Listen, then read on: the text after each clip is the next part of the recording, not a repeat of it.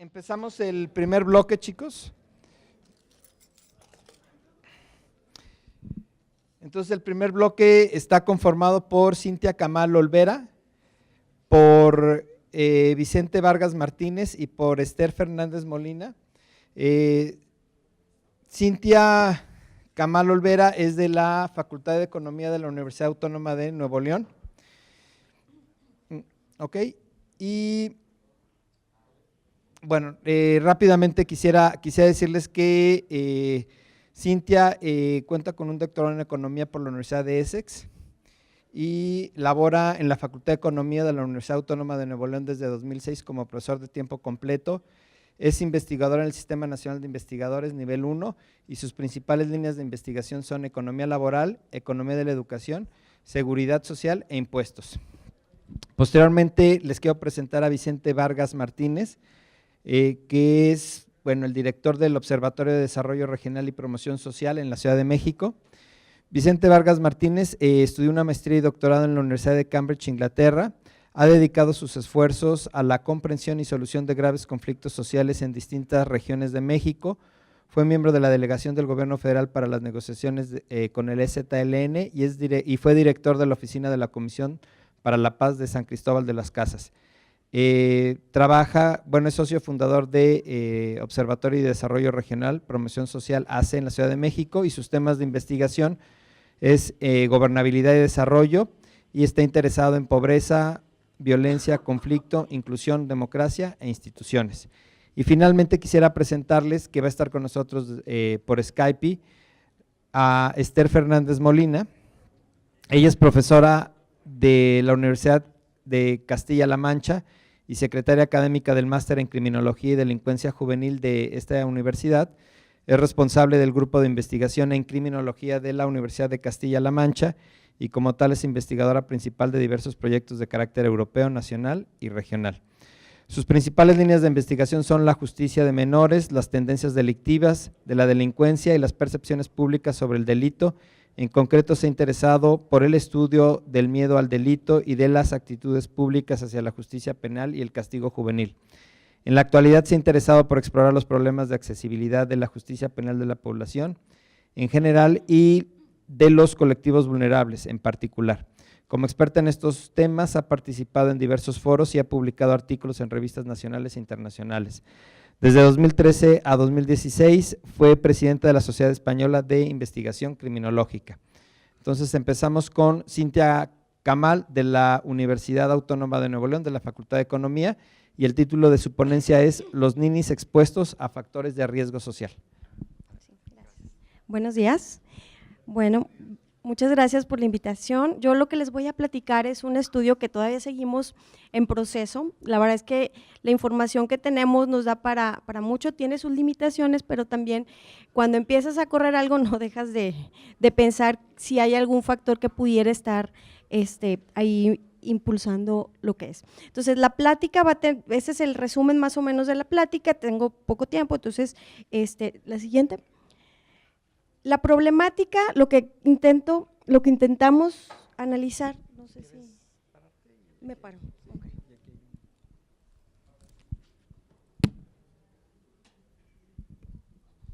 Es más fácil así. Bueno, entonces lo que queremos hacer es entender qué es lo que va a hacer el joven, en qué va a decidir hacer de su tiempo. Pero no es necesariamente un estudio de uso del tiempo, es más bien entender cómo va a utilizar su tiempo en la acumulación de capital humano.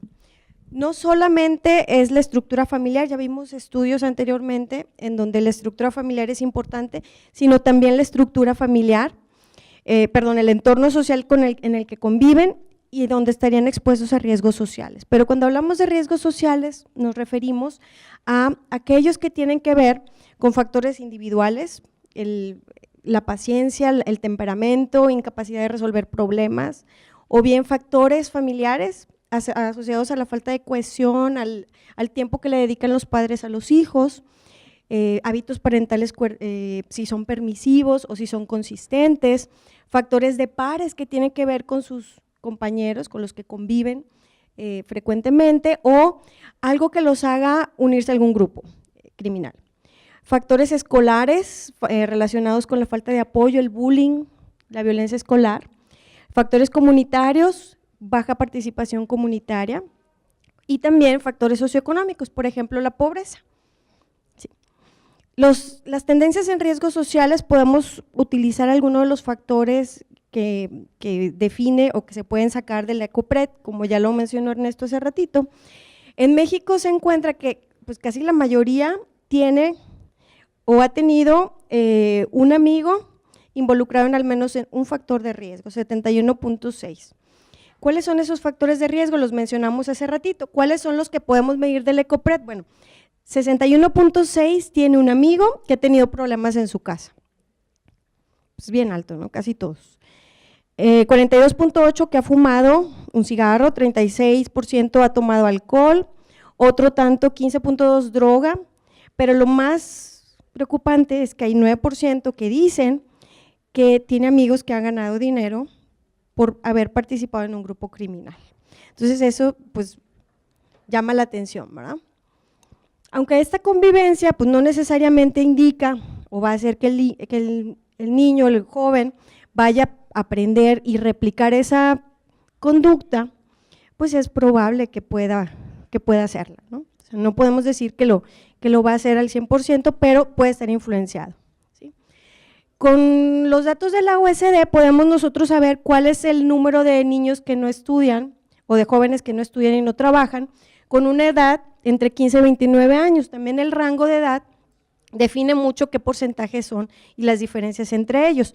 Por ejemplo, aquí el 8.1 son hombres, la mayoría son mujeres, 21%, o sea, en términos de los ninis, y Aguayo y Mancha y Rangel encuentran que es 4.5. Después de haber filtrado a aquellos niños y jóvenes que no estudian y no trabajan, pues hay algunos que están cuidando a algún familiar, hay algunos que tienen alguna incapacidad, por eso no estudian o no trabajan. Entonces hay ciertos factores que no necesariamente indican que están haciendo nada, ¿verdad? En Nuevo León, bueno, este es más local, 3.6% de la población estatal. Y entonces nos surge la pregunta, si estos jóvenes no estudian y no trabajan, pues entonces, ¿qué hacen? ¿No? Y esa es nuestra pregunta de investigación. Queremos entender cuáles son los factores que determinan la decisión de los jóvenes entre estudiar y trabajar, o no estudiar y no trabajar. O sea, esas 4 decisiones o alternativas, pues no son independientes, ¿verdad? Entonces, habrá que considerar esa interdependencia de las decisiones y analizarlas de forma probabilística. Entonces, nuestra pregunta es, si los ninis tienen una mayor probabilidad de estar expuestos a riesgos sociales. Aquí lo que queremos ver son brechas. O sea, estar expuesto y no estar expuesto. Y queremos ver si estar expuesto a no estar expuesto es mayor ese gap o es más pequeño entre ninis, entre jóvenes que solo estudian, entre jóvenes que solo trabajan. ¿Y expuestos a qué tipo? Bueno, pues vamos a ver armas, agresiones, consumo de drogas y otros. ¿Sí? Este es un esquema de un modelo que tiene que ver con el riesgo social. Y nos pueden ayudar a entender cuáles son los factores que determinan la violencia juvenil. Hay aspectos individuales, hay aspectos relacionales y hay aspectos de comunidad y sociedad. Algunas ya las mencioné y lo que sigue es ver los artículos relacionados de la revisión de literatura existente. No me voy a concentrar mucho en eso, voy a decir simplemente lo que han encontrado. En términos del individuo, pues la hiperactividad y el déficit de atención desde edad temprana hacen que los estudiantes o repitan un grado o que deserten de la escuela. O una persona impulsiva, con poco autocontrol, es propensa a desertar, y esto que sigue es más fuerte, o sea, es potencialmente un criminal. Y eso tiene que ver porque pues, es impaciente, quiere beneficios a corto plazo. El desempeño escolar de los hijos mejora a medida que los padres supervisan y se involucran en las tareas de los hijos, pero los hijos víctimas de abandono y negligencia de los padres, pues también pueden tener problemas de conducta, y eso puede explicar también que deserten de la escuela. ¿Sí? Otros que tienen que ver con influencia de amigos, si el vecindario predomina una cultura de, pues el trabajo no importa tanto, el esfuerzo tampoco, pues entonces los jóvenes también reproducirán ese tipo de comportamientos. En zonas rurales pobres también hay una mayor propensión a padecer y ejercer violencia interpersonal, pues básicamente por falta de recursos hay mayor estrés y hay más probabilidad de violencia. Otros estudios han relacionado, si nos regresamos una, ¿sí? Ahí. Las cuestiones de violencia familiar o la violencia juvenil y el delito en términos del entorno. Hay ciertos entornos en el área metropolitana de Monterrey que se caracterizan por ser muy violentos y tener una pobreza muy alta. Y baja calidad de la gobernanza, pues si el delito queda impune, el costo de cometer delitos baja, ¿no? Entonces hay mayor beneficio de aquí a que si los cachan, pues no los van a castigar, pues es más fácil entrar en ese tipo de conductas. Sí. Pero podemos decir que los ninis son los delincuentes, pues bueno, no necesariamente, ¿verdad? No, de hecho, nosotros con la información que tenemos tampoco lo podemos decir, pero sí podemos encontrar alguna probabilidad. Por ejemplo, la probabilidad de ser nini se reduce a mayor edad, se habitan en un hogar nuclear, mayor ingreso, más escolaridad. Esto de acuerdo al estudio de Ernesto. Un efecto contagioso de los ninis también, o sea, si hay más ninis en un vecindario, pues se va a tender a incrementar el número de ninis. O si hay una mayor probabilidad de victimización, que no necesariamente lo hacen los ninis, pero aumenta la probabilidad de que alguien sea víctima de algún delito si aumenta la proporción de ninis. La falta de oportunidades laborales, educativas, el exceso de tiempo en el ocio, falta de claridad sobre su futuro. Esto, de acuerdo a Carrillo Huerta, pues es lo que puede explicar la vinculación del ninis con delincuencia.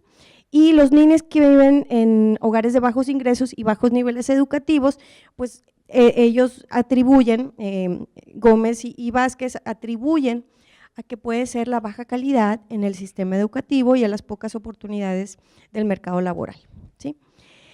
La base de datos que vamos a utilizar es la encuesta de movilidad social del 2015, realizada por el Colegio de México. Esta base nos permite, aunque tiene sus limitaciones, pero nos permite primero ver dos cuestionarios, dos perspectivas de ver a la violencia, por el lado del padre, por el lado del hijo o el joven. Entonces, esa es nuestra población objetivo. La población objetivo de los hijos es de 12 a 18 años, también es un periodo muy corto, pero es bien relevante, como vimos anteriormente, pues son adolescentes, preadolescentes y adolescentes en donde tenemos estas conductas más difíciles. Permite comparar los puntos de vista de hijos y padres, conocer el ambiente familiar, los hábitos parentales, pero también, que es lo más relevante, es intentar identificar conductas asociadas a factores de riesgo social, en particular de conducta criminal. El tiempo que dedican los padres, etcétera. Hay distintas variables, también hay variables que tienen que ver con inteligencia, habilidades cognitivas, otro tipo de variables que no son frecuentemente que estén en las encuestas, ¿sí? El tamaño muestral es relativamente corto, 2.616 hogares, es representatividad urbana, 86 localidades de 100,000 habitantes, en 24 entidades federativas. México, algunos de los resultados de esta encuesta es que México es un país de baja movilidad social, o sea, 36% de las personas que eran pobres siguen siendo pobres después de un cierto tiempo, 43% permanece rico. La deserción escolar es muy elevada y hay una diferencia muy marcada entre hogares pobres, 20%, y hogares ricos, 5%. Y los hogares más pobres tienen jefatura mujer, 26%. Además, otras de los resultados de la encuesta es que los jóvenes en hogares más ricos tienen una crianza más positiva, o sea, los papás les dedican más tiempo, o sea, no nada más calidad, sino tiempo, 24 días en un año, más que familias pobres. Y algo que copiamos textualmente de del informe es que los jóvenes en los hogares pobres viven en ambientes escolares más inseguros, la frecuencia de venta de drogas o presencia de armas es elevada. Entonces ya hay una relación con el ingreso y el tener acceso a este tipo de factores de riesgo. Jóvenes en hogares ricos sufren menos de violencia intrafamiliar, que son gritos, insultos, golpes, pero cuando analizamos el acoso y violencia entre compañeros, esto no depende del ingreso, o sea, se da en todos lados. ¿Sí? Aquí vemos la distribución, se les pregunta a los jóvenes cómo fue su aprovechamiento, ya sea que los ninis que no están estudiando y no están trabajando, pues estudiaron alguna vez. Entonces, esa información que se les pregunta es de acuerdo a eso. Y podemos ver que ellos dominan los aspectos regular, malo y muy malo. Y los otros, o sea, los que realizan cualquiera otra de las actividades, pues están entre muy bueno y bueno. Y de hecho, hasta los ninis, 2.4% no sabe o no se acuerda, ¿no? Sí. En relación con las expectativas de ingreso, si terminan universidad, pues también ahí está condicional a que terminen universidad. Los ninis tienen expectativas de ingreso mucho más bajas, ¿verdad?, que los que no son ninis. Los que no son ninis y ellos esperan ganar por lo menos más de 10,000 o más que los ninis, ¿verdad? Sí, adelante. Y algo de lo que nos permite ver esta encuesta es, a través de la prueba de Raven, es las habilidades cognitivas. Entre los jóvenes, nuestra muestra es de 12 a 18 años, y aquí sí vemos una diferencia significativa entre las habilidades de los ninis. Vemos que este pico es mucho más bajo, ¿verdad?, que los que no son ninis. Entonces hay una diferencia también en habilidades. Sí. Bueno, entonces como analizar los ninis y analizar todos los otros grupos, pues perderíamos mucha información y hay cuestiones distintas que determinan cada una de estas decisiones. Lo que vamos a hacer es dividirlo en 4 alternativas. El primero es el nini, no estudia y no trabaja. El 2, sí estudia y sí trabaja y no estudia. El 3, no trabaja y sí estudia, que es nuestra base de referencia. Y el 4, que es sí trabaja y sí estudia. ¿Sí? En la muestra vemos que pues, la mayoría son los que solo estudian, 78.59%, pero los ninis son 9.56%, los que solo trabajan son 5%, es como una tasa de trabajo infantil, ¿verdad?, porque son de 12 a 18 años. Los que sí trabajan y sí estudian, 6.84%. ¿Sí?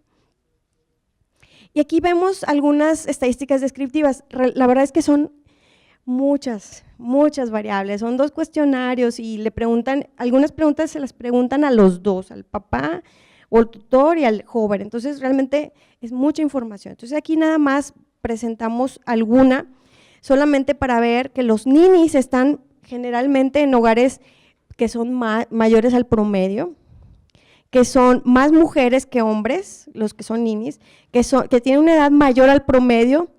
Y algo que se les pregunta es el nivel de satisfacción, que es una medida subjetiva de bienestar, ¿verdad? Lo que se les pregunta es qué tan satisfechos se siente con su vida actual. Es muy subjetiva y tiene mucha discusión, pero sí podemos ver que el nivel de satisfacción de los ninis pues es mucho menor al promedio. Bueno, no, relativamente. Sí. Ahora, si queremos ver cuáles son los motivos por los que los jóvenes trabajan, también podemos ver las diferencias entre aquellos que no estudian y entre aquellos que sí estudian. Vemos que los que trabajan finalmente o básicamente lo hacen para tener más dinero, para sus gastos personales, pero también los que sí estudian dicen que para continuar sus estudios. Los que no estudian lo hacen para mantener a su familia, aunque el 8.4% que dijo que era para contar con recursos para continuar estudiando, pues no continuaron estudiando, ¿verdad? Se fue para mantener a su familia, ¿sí? Y los que no estudian, y también dividimos para aquellos que no trabajan y aquellos que sí trabajan, aquí vemos a los ninis, ¿verdad? Vemos que pues, a los 2 grupos no les gustaba estudiar, o el estudio era muy difícil, o tuvieron hijos, son porcentajes muy parecidos.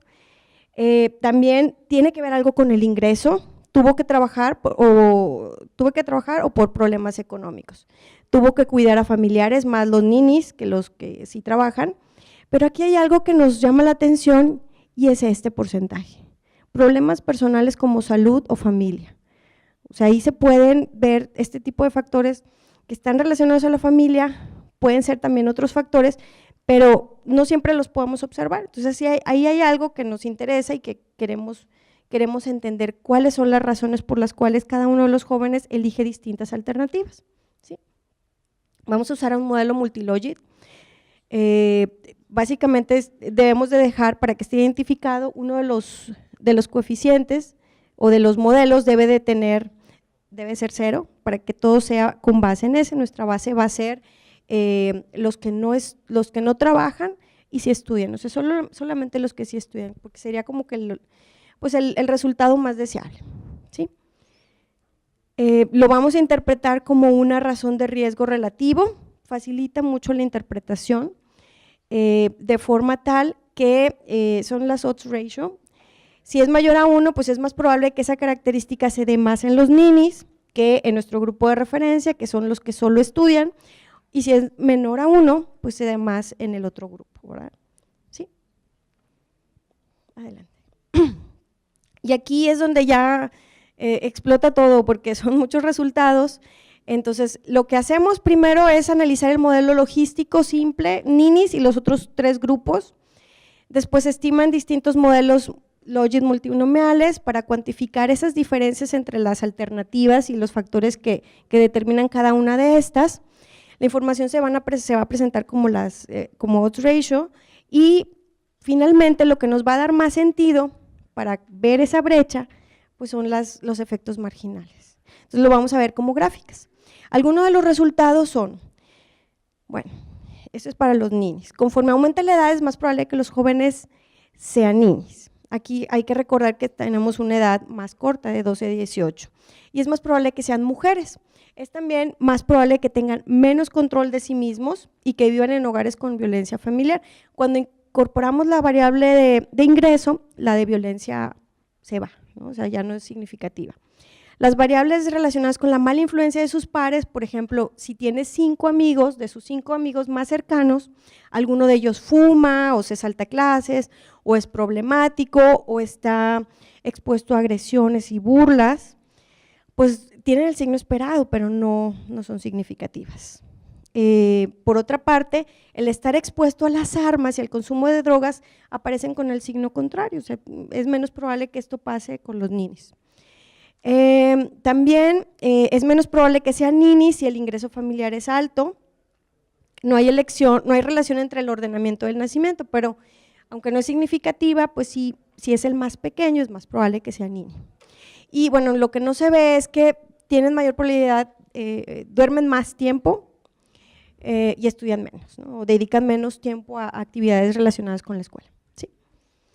Y bueno, este es uno de los resultados ya de los multinomiales, logit multinomial, en donde tenemos la brecha. Aquí lo interesante es ver esta diferencia entre estar expuesto, es esta, la que está arriba, es mayor que el no estar expuesto a las armas. Y esa diferencia vemos que va incrementando conforme aumenta el ingreso, pero en el quintil de ingreso más alto se reduce, y se reduce también la brecha, pero es una probabilidad mucho más baja que el primer quintil de ingreso. Entonces, esa es nuestra pregunta, si estar expuesto es solo un paso, si no estás expuesto a las armas, ser nini es solo un paso para estar expuesto a esas armas, ¿sí? El siguiente sería la probabilidad de que ellos sí trabajan y no estudian. Como pueden ver, aquí la brecha se hace más amplia.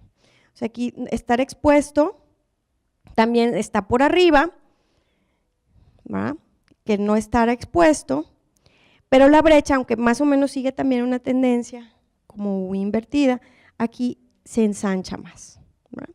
Y así podemos seguir. La siguiente, nuestra referencia, los que no trabajan y sí estudian, aquí vemos ese gap mucho más amplio que el anterior, pero pues no vemos alguna tendencia muy clara con el ingreso, ¿verdad? Y los que sí trabajan y sí estudian, pues aquí vemos que esa se reduce. Aquí, bueno, en el caso anterior se invertían, no tenían acceso a las armas, eran más la probabilidad de no tener acceso a las armas que sí tenerla, ¿verdad? Aquí también es igual que los ninis y los que sí trabajan, estar expuesto a las armas es mayor que no estar expuesto, y ese gap aún así es mayor que los ninis, ¿sí? Y así le hicimos para las agresiones, vemos un gap mucho más amplio para los ninis. Sí, siguiente. Otro gap también más amplio en el caso de los que sí trabajan y no estudian, ¿sí? Y otra vez, este gap en los que solo estudian es muy amplia, y bueno, pues también aquí ya se ve un poquito que va aumentando con el ingreso, ¿sí? Para los que sí estudian y sí trabajan, pues están más expuestos a las agresiones, y ese gap también se reduce, ¿sí? Bueno, este es utilizando la variable que vimos hace ratito, que tiene que ver con las habilidades cognitivas de la prueba de Raven, y vemos aquí que el gap sigue siendo pues muy parecido al primer caso, ¿sí? Para los ninis. El siguiente, para los que sí trabajan y no estudian, el gap es mucho, se amplía, de hecho se amplía, ¿sí? Para el otro, pues sigue siendo muy amplio y también no vemos una relación con el ingreso, ¿sí? Y para los que sí trabajan y sí estudian, pues vemos una misma tendencia, pero más amplia, ¿verdad? Sí. Entonces, esos son los resultados preliminares, podemos resumirlos así. Indican que sí existen diferencias entre los ninis y los que solo estudian. Las probabilidades, sí, ya.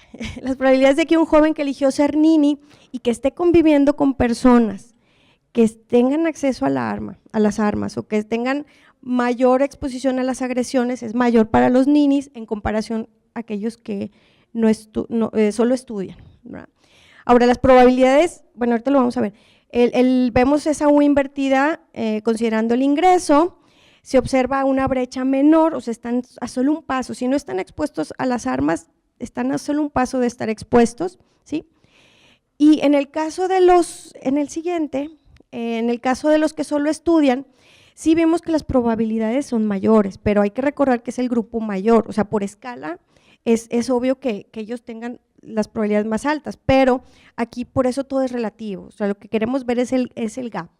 Entonces, están menos expuestos al uso de las armas en comparación a estar expuestos, es decir, esta brecha entre estar y no estar es mayor, es mayor para ellos y menor para los ninis, aunque no se encuentra una tendencia muy clara con el ingreso. Entonces, pues más por hacer. La verdad es que no hemos terminado, primero porque luego vemos más variables, que la verdad es que es muy rico en preguntas este cuestionario, pero hay un efecto endógeno del ingreso y la determinación de las alternativas, lo vimos, ¿verdad? Vimos los motivos. Y no solo eso, también la exposición a los riesgos. Entonces, las variables estas de habilidad cognitiva nos pueden ayudar a identificar algo que no observamos, las habilidades. Pero todavía nos falta aplicar técnicas que nos ayuden a ver esa autoselección que puede haber dentro de cada una de las decisiones que toman los jóvenes. Entonces, pues bueno, es un trabajo que todavía sigue, la verdad es que cuando empiezas a correr algo, luego ves otra variable y la incluyes y no terminas, ¿no? Y podemos seguirle así. Los resultados están aparte porque si no iba a ser una presentación interminable, pero ahí está, ¿no? Por eso es más, da más sentido a la regresión verlo en gráficas y ver los efectos marginales, y eso es lo que nos ha ayudado a ver cómo va impactando. Y el modelo que se graficó fue el modelo que tenía mejor bondad de ajuste, ¿sí? Entonces, podríamos seguir graficando miles, pero bueno, si alguien tiene alguna sugerencia, pues muy bienvenida. Gracias.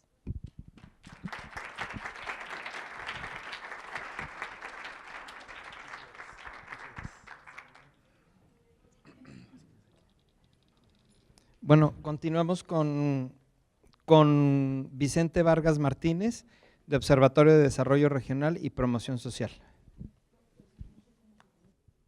Gracias. Bueno, primero un pequeño disclaimer. Yo soy candidato a doctor en Ciencias Políticas de la Universidad de Cambridge, no doctor, y estudié una maestría en estudios del desarrollo, y soy una persona muy poco avesada en temas cuantitativos. Sin embargo, publiqué hace un año con 2 compañeros que sí son duchos en la econometría, un estudio donde yo aporté, pues digamos, la arquitectura conceptual de, sobre todo, la idea de lo que faltaba por conocerse respecto a ese periodo tremendo de violencia que vivimos en la frontera, especialmente a partir del año 2007 y hasta el 2012, y que hoy estamos viviendo de manera más amplia pues en el resto del país. Entonces, es un estudio que publicó el Banco Mundial el año pasado y que les vamos a dejar el vínculo para que lo puedan ver con cuidado, ¿no? Todo el mundo ha hablado de el tema de la tormenta perfecta, ¿no? Cómo el hecho de que Estados Unidos consiguió cerrar la ruta de drogas que partía de los Andes colombianos y peruanos, especialmente a través de Colombia, por el Caribe, consiguió cerrar esa ruta hasta el grado de que para el año 2006, 90%, de acuerdo a Rivaldo, 90% de toda la cocaína que entraba a Estados Unidos cruzó, ya no por el Caribe, sino por territorio o aguas nacionales de México, ¿no? Se ha hablado mucho de cómo afectó en esos mismos años, al inicio de la década del 2000, la expiración del decreto en contra de la venta de armas de asalto en Estados Unidos. 90%, en el año 2006, ya 90% de todas las armas capturadas en México podían ser rastreadas a los armeros de la frontera con Estados Unidos, del otro lado de la frontera, de acuerdo a Dove. Bueno, 90% de todas las armas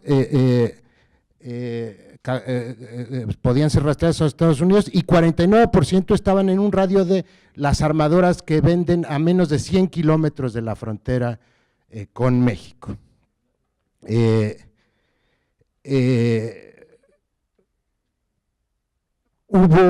Esto generó una disputa creciente por el control de las rutas del narcotráfico, dado que el comercio antes lo tenían los colombianos y ahora pues pasaba por territorio mexicano.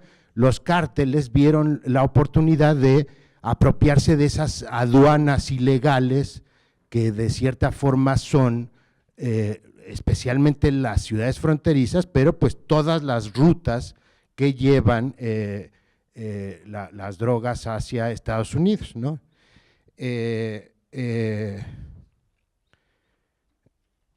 Hubo un aumento también muy importante del precio de las drogas que ha sido estudiado. A estos factores muy utilizados en los círculos de la seguridad, hay que añadir algunos temas complementarios, como que la frontera con Estados Unidos efectivamente se cerró hacia mediados de los años 90 y los mexicanos dejaron de encontrar en Estados Unidos una salida natural a sus problemas de México. El problema de desempleo, de pobreza, de exclusión, o hacia el año 2007, la violencia que rodeaba sus hogares en las zonas fronterizas. Eso se cerró, el flujo de migrantes ilegales pasó de 770,000 en el año 2000 a solo 140,000 en el año 2010, de acuerdo al Pew Research Center. Y además, 4.4 millones de mexicanos fueron capturados en Estados Unidos y trasladados a la frontera. Entonces, imagínense la sopa, ¿no? El caldo de cultivo que estaba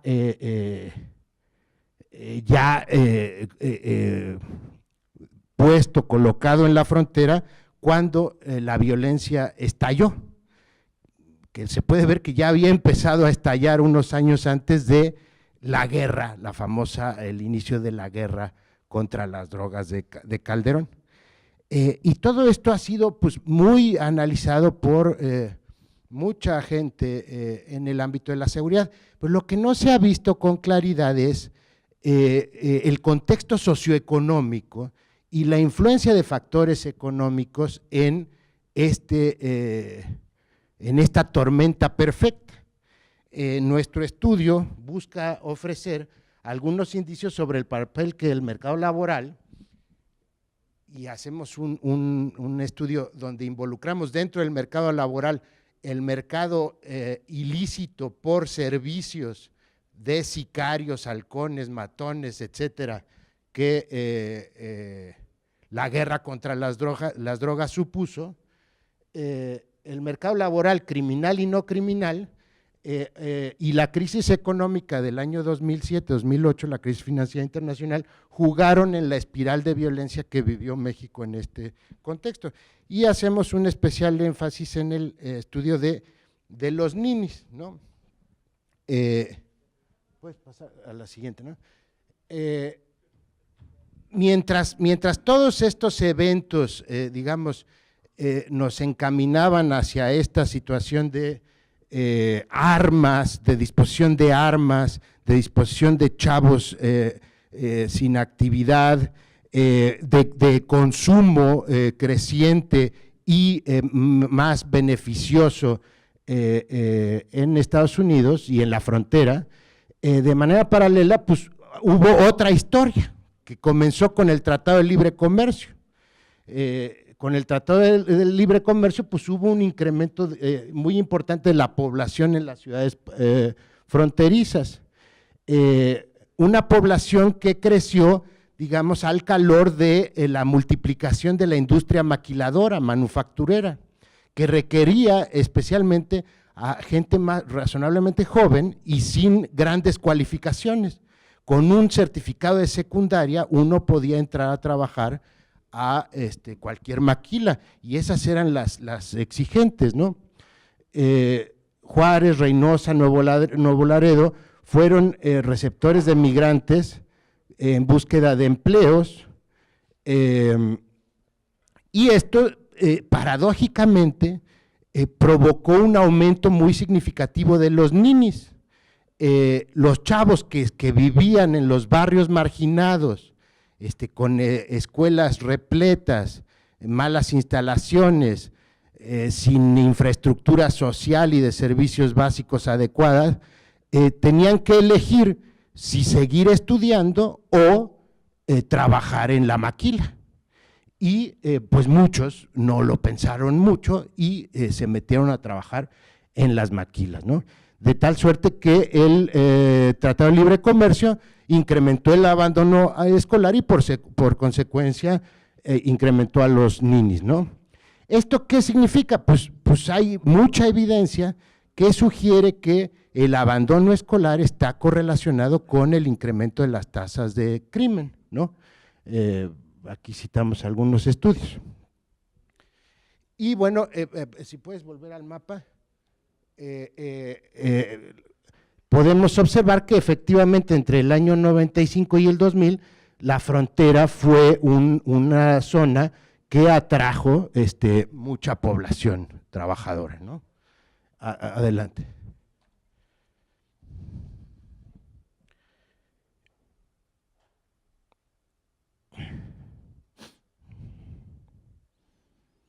Por cada 20 puestos de trabajo en manufacturas, un joven abandonaba la prepa en los años 90.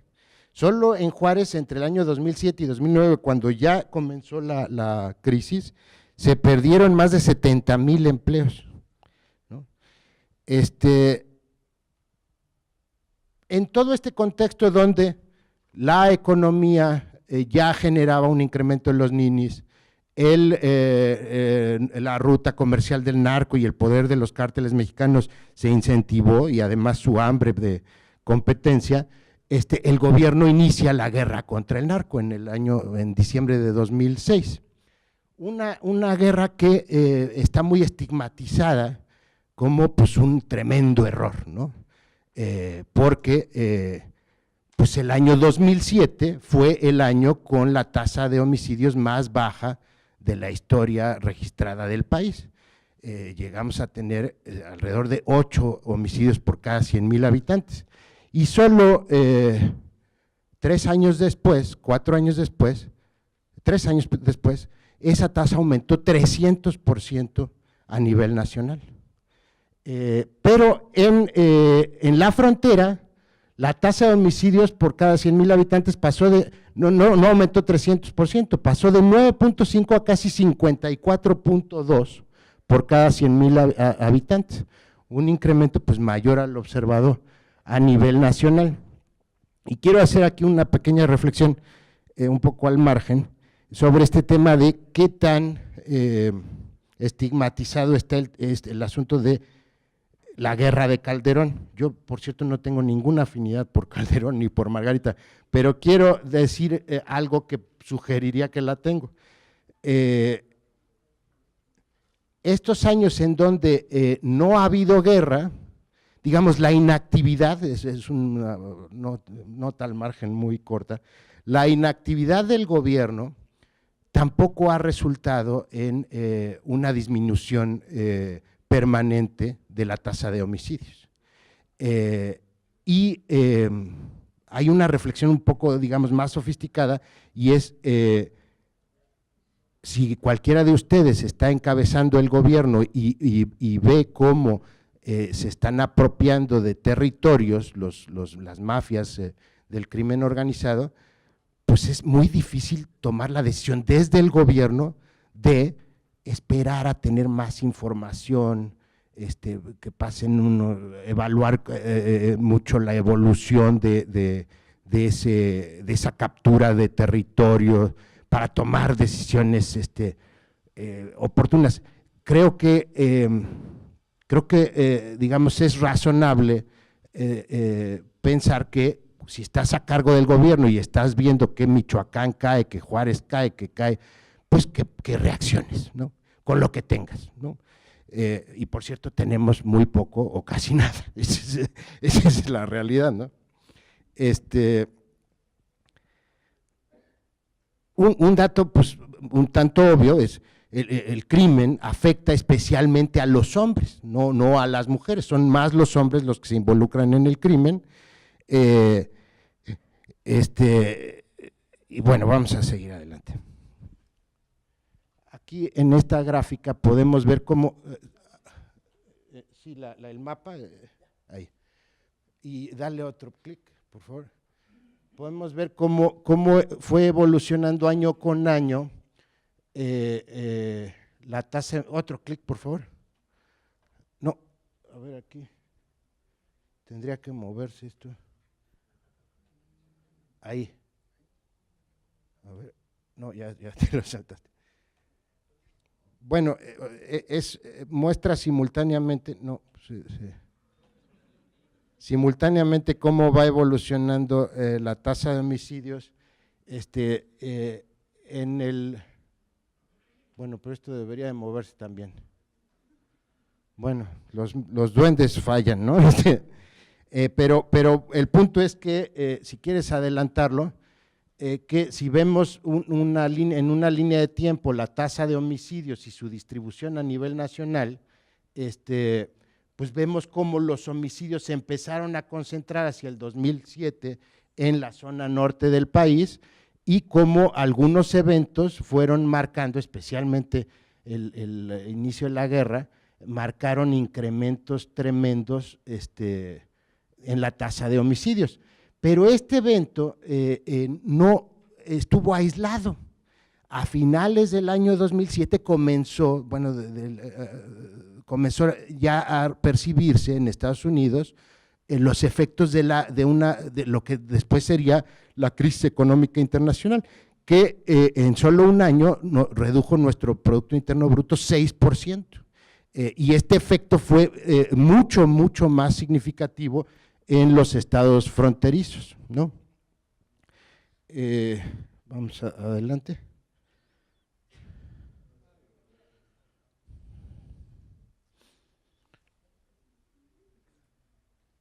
Nuevamente vemos la tasa de homicidios y estos eventos. Sí, pasamos a la siguiente. Un tema importante es que a finales del 2007, cuando la guerra comienza, la guerra supone oportunidades. Cuando el Estado ataca al cártel de Juárez, supone una oportunidad para los cárteles de Sinaloa o del Golfo, que dicen, pues están atacando a Juárez, es el momento de apoderarnos de esa plaza.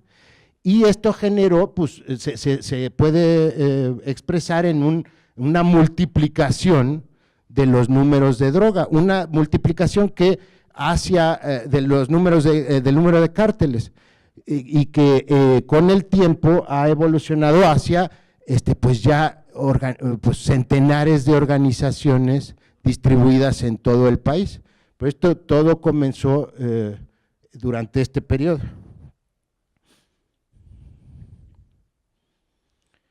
Entonces, el factor de la crisis financiera es muy importante porque, como podemos ver, los mismos chavos que se requerían para la exportación de productos de la industria manufacturera fueron expulsados cuando cerraban las maquilas, porque la demanda de productos de la industria maquiladora se contrajo. Y esos eran exactamente el mismo perfil laboral, profesional, que buscaba el narco cuando más mano de obra necesitaba, es decir, cuando mataban a diestra y siniestra a decenas de chavos en las calles de la frontera mexicana. Teníamos una industria que buscaba jóvenes que no tuvieran estudios de prepa terminados, que trabajaran en la maquila. Cuando los expulsan, esa gente no vuelve a la escuela. Se topa con la situación de ninis, es decir, una situación de inactividad, y hay otra fuente de empleos que está ofreciendo chambas. Y esas chambas las ofrecía los cárteles en sus guerras internas, ¿no? De acuerdo a Bussollo, los jóvenes tenían 6 de cada 10 trabajos de los que se destruyeron durante la crisis económica. Así, para los jóvenes hombres en México, especialmente los de la frontera, los años de entre el 2008 y 2010 se convirtieron en un periodo de una reducción muy significativa del mercado legal, laboral, que existía en la frontera. Y mientras eso sucedía, se da esta otra fuente de trabajo. Pasamos a la siguiente, ¿no? Vemos aquí la tasa de ocupación de la industria manufacturera y cómo cae justo cuando comienza la guerra contra el narco, especialmente en los estados fronterizos. Cae menos en los estados no fronterizos. La siguiente. Vemos la tasa de desocupación de la industria manufacturera y el efecto de la crisis financiera, porque fue tremendo, ¿no? Como cayó. Adelante. Y en este contexto, pues se vuelve relevante el papel de estos chavos que abandonaron la escuela de manera temprana sin concluir sus estudios y que estaban desocupados cuando la guerra se daba, ¿no? de acuerdo a la ENOE, en 2015, 1 de cada 5 jóvenes en México eran catalogados como ninis, más de 4.11 millones de personas entre 15 y 24 años. Ese porcentaje a nivel nacional se ha mantenido constante durante los últimos años. Sin embargo, si analizamos solo a los hombres, porque hay que tomar en cuenta que una gran proporción de los ninis son chavas que abandonan la escuela, pues a veces para casarse, a veces porque se embarazan, a veces porque se ponen a trabajar, pero hay mucho más mujeres que hombres. Si analizamos solo a los hombres, crecieron 660,000 entre el 2000 y el 2011, pasaron de 660,000 a 1.2 millones entre 2000 y 2011. ¿Seguimos? Aquí vemos cómo se incrementó y cómo se incrementó particularmente en los estados fronterizos. Entre 2007 y 2010 el número de ninis en México creció en cerca de 425,000 personas. Y prácticamente todo ese incremento se dio especialmente entre los hombres, las mujeres se mantuvieron estables. A nivel nacional el crecimiento en el número de ninis hombres fue de 33%, pero en los estados fronterizos fue de 43%. Aquí vemos las tasas de homicidios en los estados fronterizos. Vemos estos efectos tremendos, en donde ya no es solo todas esas variables que si el decreto antiarmas de asalto, la ruta de la droga, la evolución de los cárteles, no, aquí ya influye esta crisis económica y influye particularmente en este sector de la población, ¿no? En todos los estados fronterizos. Bueno, voy a saltarme esta página. Les muestro un poco el ejercicio. Podemos volver a ella más tarde, ¿no? Nosotros empleando datos de la ENE y de la ENOE, así como registros administrativos de defunciones por homicidios, construimos un panel con información para los 32 estados durante el periodo 2003 a 2013. Con esas bases se construyeron indicadores que la teoría sugería que estaban vinculados a la violencia: desigualdad, ingresos laborales, desempleo, deserción escolar. En esta lámina podemos ver el modelo de regresión. Es un two-way fixed effects, un modelo de two-way fixed effects, en donde vemos esas variables que consideramos relevantes, que la literatura considera relevante, y analizamos su significancia. Cada una de las unidades, los estados, tiene un efecto idiosincrático sobre la violencia, y este efecto puede estar correlacionado también con las variables explicativas, ¿no? Esta regresión se hizo para detectar qué subgrupo de niños presenta algún efecto significativo sobre la violencia. Los resultados permiten evaluar la base de datos al verificar que el efecto de las variables de control es significativo, o cuando menos apunta en la dirección descrita por la literatura: a mayor ingreso, menor violencia; mayor deserción escolar, mayor violencia; mayor desigualdad, mayor violencia, etcétera, ¿no? En este caso se detectó que los chavos ninis entre 19 y 24 años tienen un efecto positivo y significativo en todas estas variables. Y por esta razón, pues concentramos el análisis en ellos, ¿no?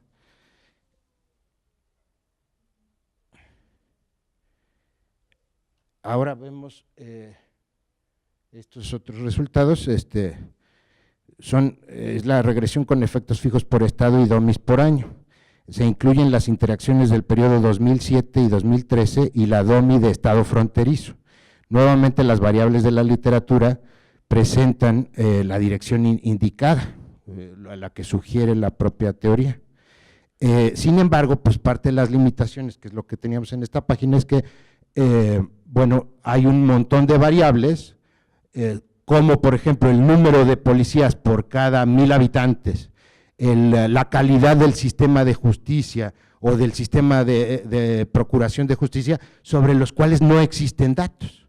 Y esos son, no existen datos a nivel municipal, o tienen datos que no hemos podido recuperar. Y bueno, pues son datos que harían que el estudio fuera mucho más sólido. Y además, pues hay un efecto de endogeneidad, porque pues los niños producen violencia, la violencia produce ninis, la economía produce ninis, en fin, hay ciclos ahí que se repiten. Nuestros resultados sugieren, si podemos ver la siguiente, que los ninis por sí solos a nivel nacional no están asociados con la violencia.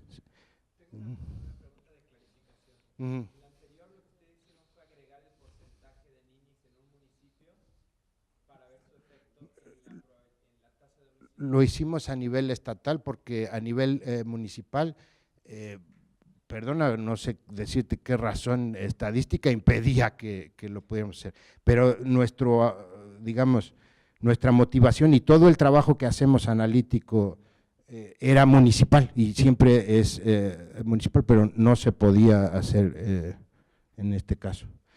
Entonces, en general los ninis no están asociados. 5 minutos. Pero si vemos solo los estados fronterizos y si vemos solo a los hombres, hay una relación positiva y significativa.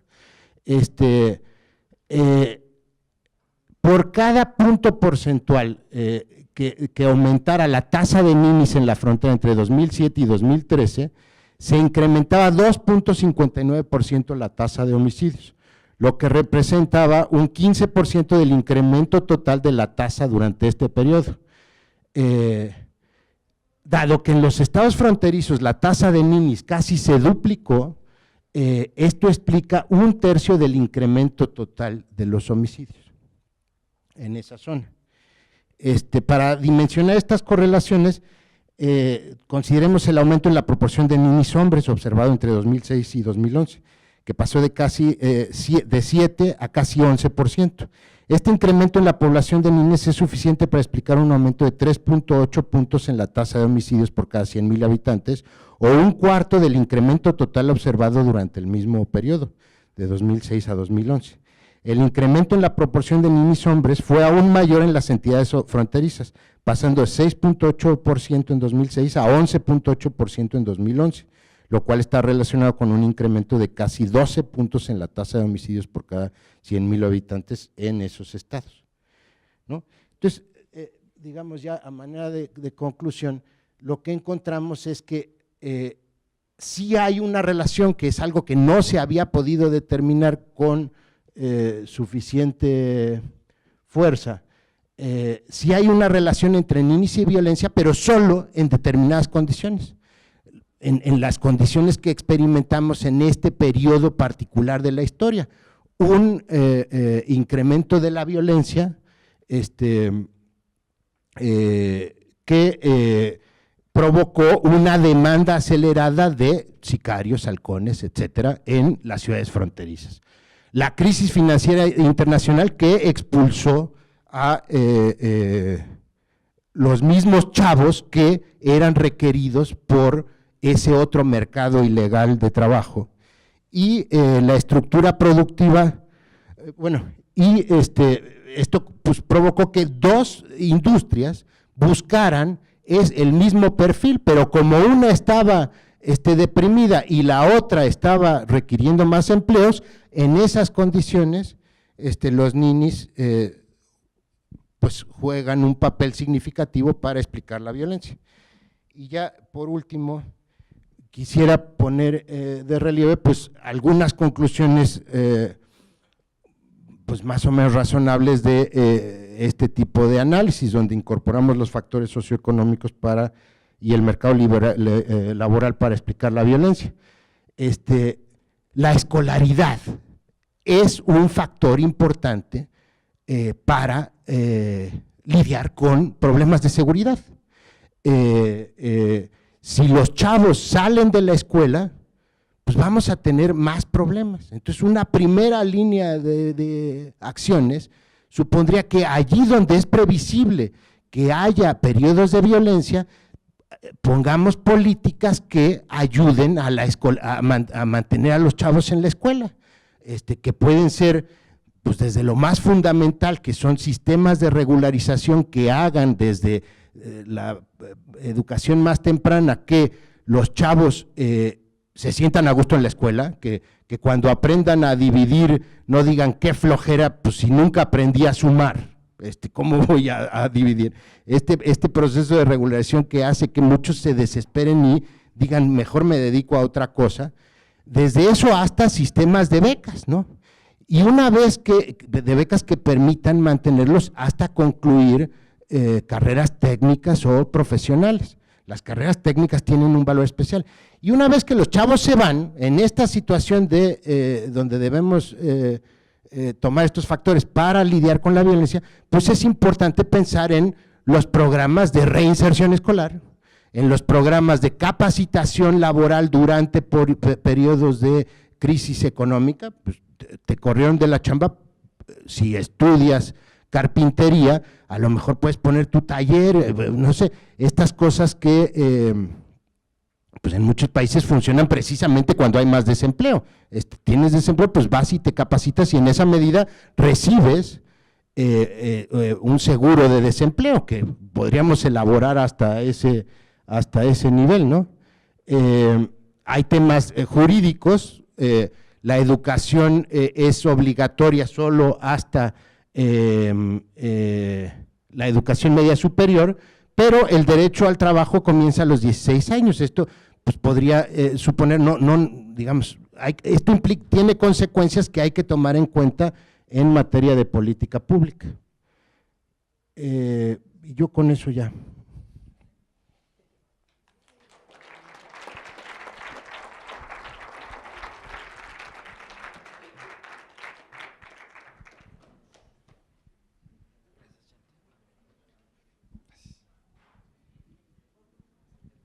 Bueno, continuamos por Skype y con la presentación de Esther Fernández Molina, de la Universidad Castilla-La Mancha, con su presentación La Bajada Internacional de la Delincuencia Juvenil.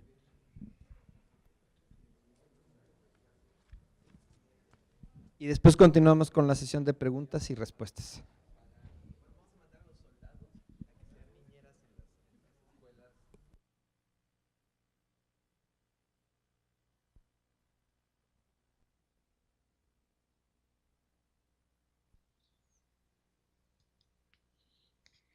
Buenos días a todos, buenas tardes desde España. En los siguientes minutos me gustaría presentarles los resultados de una investigación que hemos realizado en el grupo de investigación en criminología sobre un tema que la verdad es que tiene bastante conmocionada a la investigación, a la comunidad científica en el ámbito de la criminología. Y es que desde mediados de los 90, primero en Estados Unidos y progresivamente en otros países, un poquito más tarde, se ha ido constatando algo que en principio era algo no previsible, y era un descenso progresivo y constante en las tasas de la delincuencia. Fíjense, estos datos que corresponden a información relativa a encuestas de victimización muestra cómo distintos países de distintos lugares del mundo han evidenciado ese descenso constante y progresivo de las tasas delictivas. Países como Johannesburgo, Buenos Aires, Australia, Canadá, Estados Unidos, que como ya digo fue posiblemente el primer país, bueno, posiblemente no, seguro el primer país que inició ese declive a la delincuencia, han ido constatando algo que ya les digo, en principio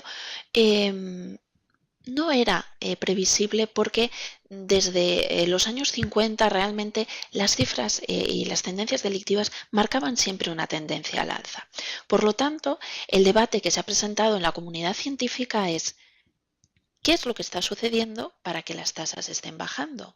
Porque si están bajando en todos los países de todos los lugares del mundo, que han aplicado políticas criminales distintas, que tienen culturas diferentes, políticas sociales distintas, tradiciones, incluso sistemas jurídicos distintos.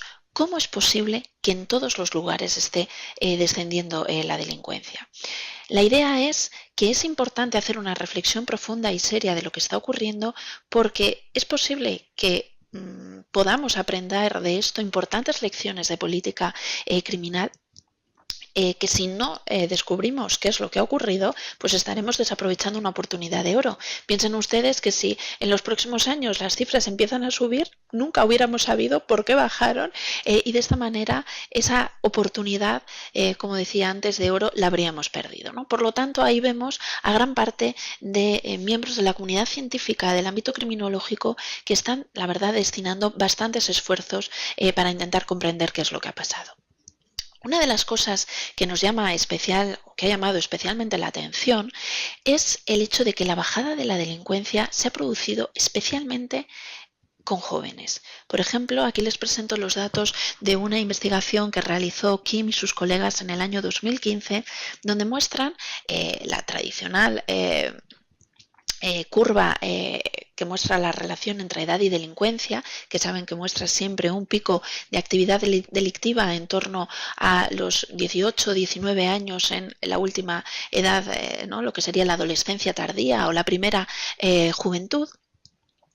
Y a partir de entonces empieza un descenso progresivo. Bien, la curva se mantiene estable desde hace muchos años, y porque parece ser, y esto está constatado, que efectivamente la relación entre edad y delincuencia es así.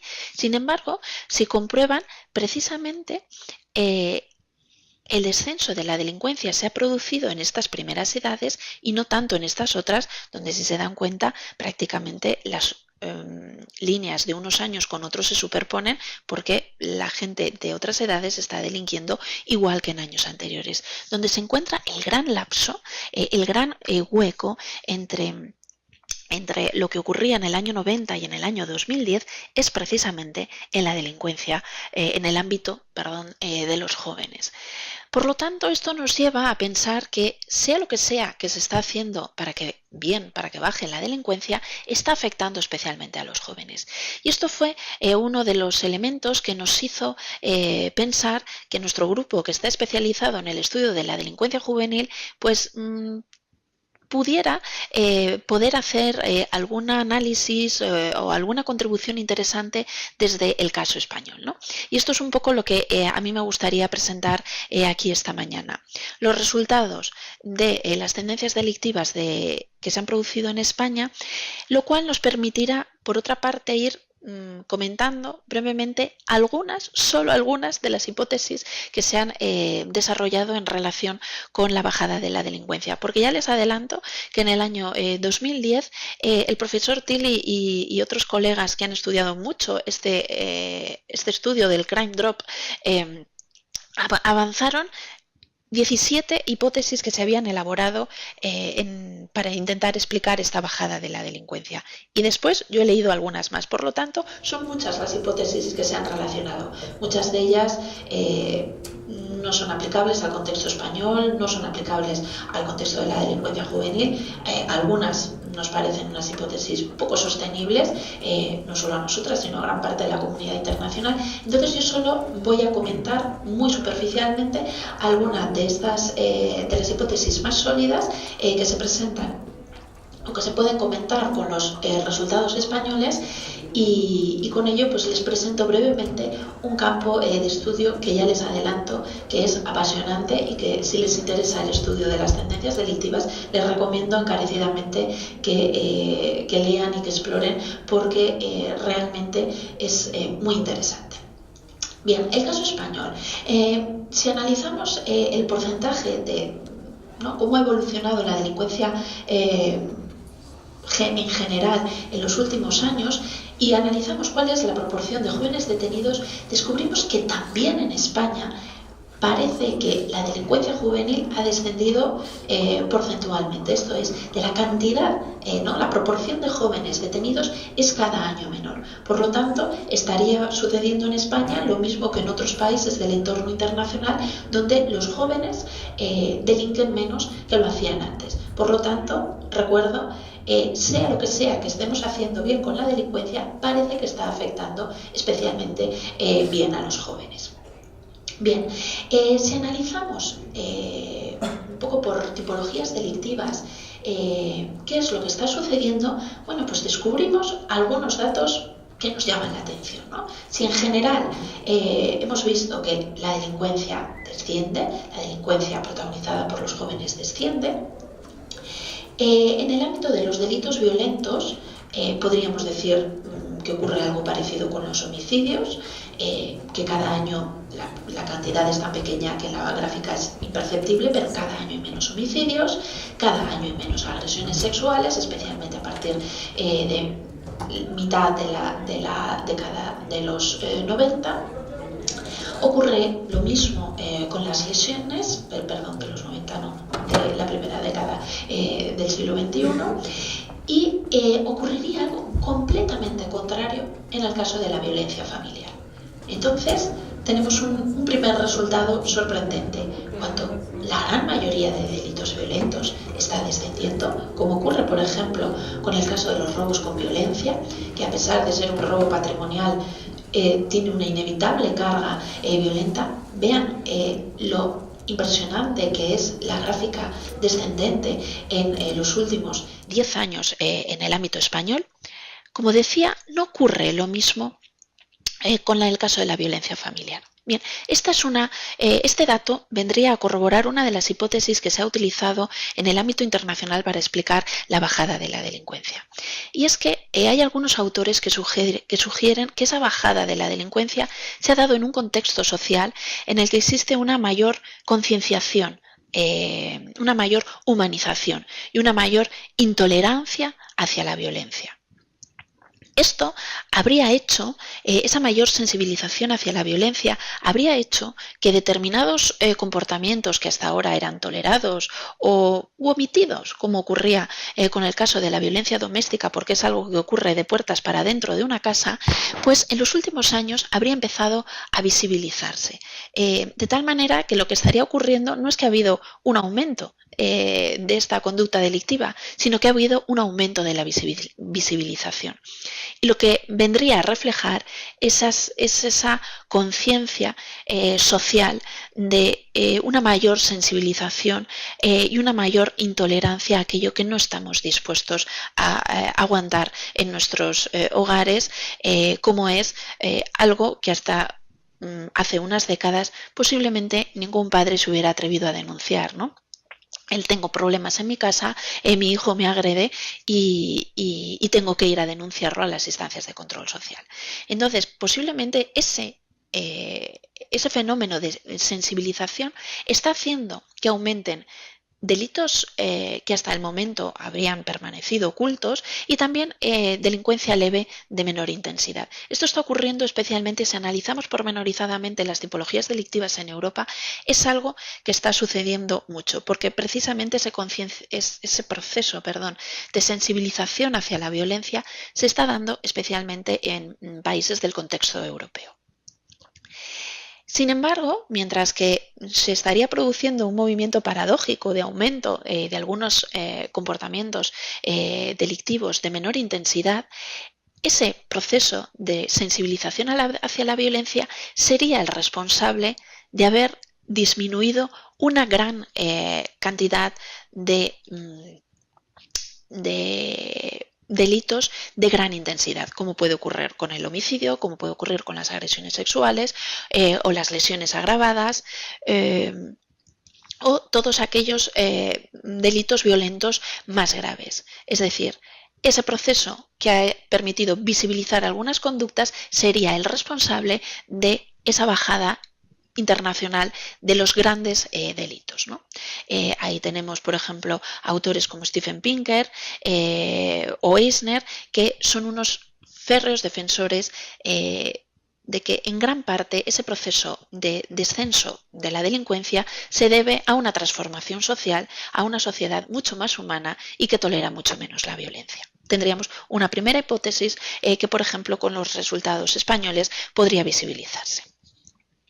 Bien, en el ámbito patrimonial, si se comprueban los datos españoles, excepto en el caso de los hurtos, que mantienen una tendencia más o menos estable en los últimos años, el resto de tipologías delictivas presenta una tendencia descendente.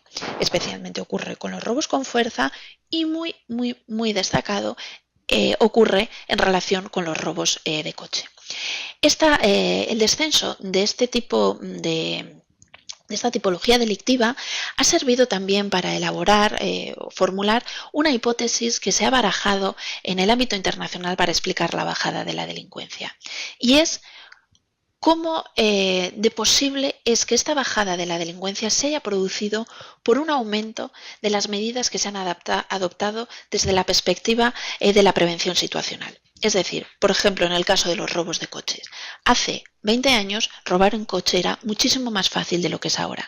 Las medidas de seguridad que se han impuesto, que han adoptado prácticamente todas las marcas de coche, hacen que a día de hoy sea muy difícil robar un coche. Por lo tanto, el hecho de que se haya incrementado y en los últimos años se haya, gracias al desarrollo de la criminología ambiental, de todo el desarrollo de técnicas de prevención situacional, ha permitido prevenir en gran parte delincuencia. Recordemos que el objetivo de la prevención situacional es precisamente intervenir en las circunstancias que rodean el hecho delictivo. Lo que se plantea en la prevención situacional es: yo siempre voy a tener un delincuente motivado que va a querer delinquir. Por lo tanto, me da igual qué haga con el delincuente, porque hasta que la criminología no sea más eficaz y logre desmotivar a los delincuentes para delinquir, como yo siempre voy a tener un delincuente motivado, si yo lo que quiero es prevenir delincuencia, lo que tengo que hacer es intervenir en las circunstancias que rodean el hecho delictivo. Y por eso hay autores que defienden que en gran parte ese descenso que se ha producido en el ámbito de la delincuencia, en el ámbito internacional, en los últimos años, puede ser en parte un reflejo del éxito de las medidas de prevención situacional y que se refleja especialmente en el descenso de muchos delitos patrimoniales, de tal manera que el incremento de medidas, por ejemplo, de cámaras de vigilancia, medidas de seguridad privada en las casas, por ejemplo, la dificultad que lleva aparejado el tema del robo de coches ha tenido un efecto directo en lo que es todos los delitos patrimoniales en su conjunto. De hecho, hay autores que mantienen que el hecho de que se haya descendido el robo de coches ha hecho descender también el resto de delitos patrimoniales, porque muchas veces el robo de coches llevaba asociado otro tipo de robos patrimoniales, ¿no? Por ejemplo, en el caso de los chicos jóvenes, era muy frecuente que en una noche de juerga, un fin de semana, robaran un coche y gracias a disponer de un vehículo de motor pudieran robar una gasolinera, andar otros 20 kilómetros y robar en un bar de carretera, volver luego a la ciudad y hacer un alunizaje en una relojería. Es decir, muchas veces el hecho de disponer de un vehículo de motor llevaba implícito la comisión de otros hechos delictivos, y el hecho de no poder disponer ahora de ese vehículo de motor ha hecho descender en cadena otro tipo de delitos patrimoniales. Por lo tanto, hay algunos autores que sugieren que una de las grandes lecciones de política criminal que se ha aprendido o que podemos aprender en los últimos años es que las estrategias de prevención situacional son útiles. Y aunque no podemos sostener que toda la delincuencia haya descendido por este motivo, gran parte de la delincuencia lo ha hecho por ello. Por lo tanto, no hay que desestimar la utilidad de estas estrategias, ¿no? De tal manera que tendríamos una nueva lección que, por ejemplo, con los datos españoles podríamos ver que ha ocurrido. Invertir en prevención situacional puede ser una buena estrategia para prevenir delincuencia. Bien, más cosas que ocurren con los datos españoles. Una de las cosas que hemos constatado con nuestros datos es que la bajada de la delincuencia juvenil en España está básicamente protagonizada por jóvenes, o sea, por chicos. Si analizan la diferencia que nos muestra la tabla, parece que las tasas delictivas cometidas por las chicas permanecen estables en los últimos años y que precisamente la bajada de la delincuencia se produce porque los chicos han dejado de delinquir. De nuevo, reflexión, sea lo que sea que hemos hecho bien, está afectando especialmente a los chicos porque los datos de las chicas permanecen estables. En este sentido, estos datos, si los contextualizamos con lo que nos ha aportado la criminología feminista, invitan a hacer una interesante reflexión. La criminología feminista hace unos años estableció una predicción en la que se estimaba que cuando los estados promovieran políticas más igualitarias, las mujeres tuvieran una igualdad de oportunidades, las cifras de la delincuencia, lo que sería más bien el gender gap, ¿no? el espacio que hay, la gran diferencia entre las chicas y los chicos que, como ven, por ejemplo, en el año 2000 eran altísimas, pues la estimación sería que ese gender gap, ¿no? Esa diferencia que hay entre el porcentaje de delitos cometidos por chicos respecto a las chicas se iría reduciendo porque las chicas empezarían a cometer delitos conforme se involucraran en la vida social igual que los hombres. Es decir, políticas más igualitarias implicarían al mismo tiempo que una mayor presencia de la mujer en el trabajo, en la esfera económica, en la esfera política, pues llegaría también al ámbito delictivo y por lo tanto el gender gap se reduciría porque las chicas delinquirían más. ¿Cuál ha sido la sorpresa? Que en la gran mayoría de los países el gender gap se ha reducido, pero no porque las chicas hayan delinquido más, sino porque los chicos han dejado de hacerlo. Claro, esto de nuevo aparece como un dato sorprendente que de nuevo tiene y que implica que la criminología tiene que hacer una reflexión al respecto. Bien. ¿Cuál es la reflexión que la criminología ha hecho al respecto? Existe en el ámbito europeo, especialmente en los países nórdicos, un grupo de profesionales, de expertos, de criminólogos que han trabajado mucho en la relación entre género y delincuencia. Así, en estos últimos años, estos autores que han constatado, igual que nosotros, ese descenso del gender gap precisamente porque el crime drop es un crime drop de chicos, han sugerido que posiblemente lo que se estaría produciendo es una feminización de la sociedad. Es decir, una determinada manera de ser chico habría dejado de estar de moda, de ser relevante, de ser algo que merece la pena comportarse así, y por eso los chicos habrían dejado ese tipo. La criminología feminista lleva unos años manteniendo que la relación que hasta ahora la criminología había establecido una relación entre sexo y delincuencia, cuando en realidad habría que sustituirlo por masculinidad y delincuencia. Es decir, lo que se asocia con la delincuencia no es ser hombre, sino una determinada manera de ser hombre. Y sería esa manera de ser hombre, esa masculinidad donde cargada de testosterona, donde uno marca mucho su territorio y toda esa idea asociada a ese tipo de masculinidad, la que se habría abandonado un poco porque socialmente, como decía antes, es algo que no está de moda, que no está bien visto, que el sexo masculino ha empezado a comportarse de otra manera. Pues bien, esto sería algo positivo desde el punto de vista delictivo porque esto estaría produciendo una bajada de la delincuencia masculina. Por lo tanto, tenemos también un nuevo aprendizaje, no es una lección a aprender, es una determinada masculinidad la que va asociada con la delincuencia. Por lo tanto, si invertimos e intervenimos con los chicos en promover una manera diferente de ser hombre, que no vaya asociada con esa masculinidad de la que hablábamos antes, estaríamos posiblemente previniendo delincuencia. Si se dan cuenta, si contextualizamos estos datos con los que hablaba antes respecto a esa humanización y esa concienciación y esa sensibilización a la violencia, parecería que algunos cambios sociales se habrían producido en los últimos años, algunos cambios sociales, algunos cambios en la estructura de la sociedad, en la manera de vivir de las nuevas generaciones, que estaría produciendo un descenso de la delincuencia, ¿no? Por lo tanto, tendríamos una mayor sensibilización hacia la violencia, una feminización de la violencia, como hablan los suecos, podría ser una de las razones que hay detrás de ese descenso. Y en segundo lugar, y por recapitular, tendríamos también esas otras estrategias de prevención situacional que podrían estar ayudando a explicar ese descenso de la delincuencia. Bien, una última idea.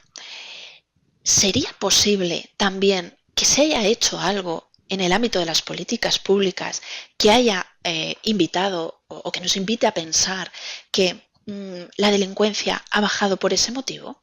Bien, durante los últimos años, como saben, se ha vivido en España, como en otros países del entorno, un proceso de expansión de políticas punitivas que han esgrimido como principal baza para luchar frente a la delincuencia el uso de la medida privativa de libertad. Desde luego es algo que ha ocurrido en España, donde se ha reformado la legislación penal en numerosas ocasiones para aplicar las medidas privativas de libertad en muchas más ocasiones. Sin embargo, Estados Unidos, que como he dicho antes fue uno de los primeros países en empezar a reflexionar sobre las hipótesis de la delincuencia,